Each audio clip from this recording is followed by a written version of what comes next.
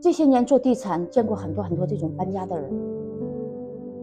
我以为大家换的是房子，其实不只换的是房子，他真正换的是什么？是换他们的这种生活方式。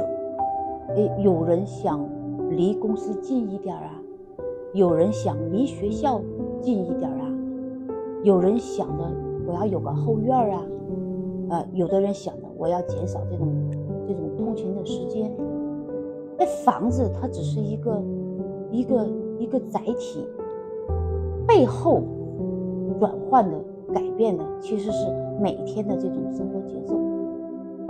所以很多这种人生选择啊，这个都一样，就像很多人生选择一样，那表面上好像是在换东西，但实际上它是在换生活。表面是在换老公，他也是在换生活。